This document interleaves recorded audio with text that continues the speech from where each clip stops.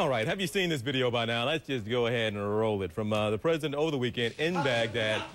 Okay, that's some good bobbing and weaving. No matter what you think, he ducked that shoe pretty good. This is president at a news conference with Iraqi Prime Minister Nouri al-Maliki, and a reporter got up and started tossing his shoes at the president. President not hit, not hurt. The reporter in custody while officials decide whether to charge him with anything. Why exactly did he do it? The reporter says the shoe throwing is a traditional insult in Arab culture. Here to explain that tradition, if you will, is Dean Obeidallah. He's an Arab-American comedian, and I saw your take on the Huffington Post, and I read it, and I thought it was great. It was serious and explained some things, but also took kind of a comedic take. But explain to people who don't necessarily get it. I mean, sure, a shoe can hit you and hurt you and all that stuff, but this is more to it than that in Iraqi culture and Arab culture. So just explain that for folks. Well, I mean, historically, what it is the bottom of the shoe is the lowest part of you, and it's an insult. You're showing someone you're beneath them by showing the bottom of the shoe. But let's be honest. I mean, what culture is it complimentary to throw a shoe at someone? Yeah. There's no one who makes a speech and go, "No one threw shoes at me. My speech really sucked today."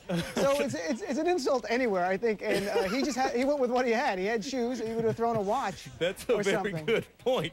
That's a very good point you make. And you say in this article as well that you have been inundated with these questions. Everybody is so curious. Why did he throw shoes? Why is this such a big deal? Tell me how people have been coming to you. You've been inundated with questions about this.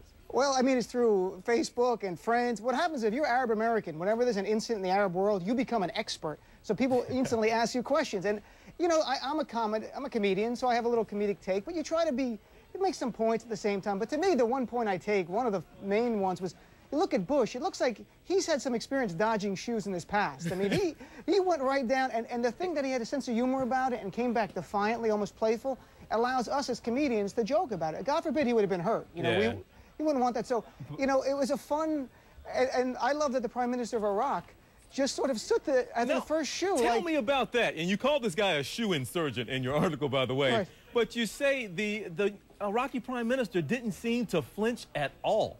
If you watch him, he's sort of like, almost like, oh, it's that guy again. It must be Tuesday. Every shoe, and here comes the follow-up question.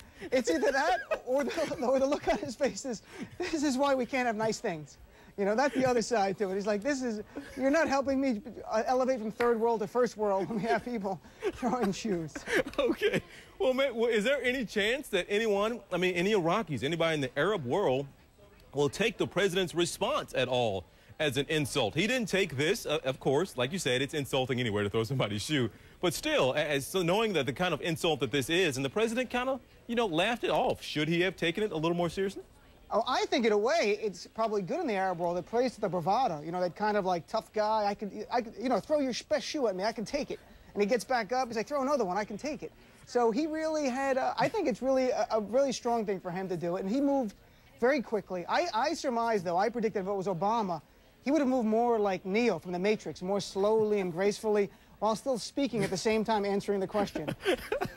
They do say he can do all things. A lot of people think he can do it all. Something else, and this was kind of a funny question here, but did you really get the question? People wondered if a lot of Arabs and maybe Iraqis, do they just pull the shoes off their own feet, or do they carry an extra set of shoes around to toss at people if they get upset?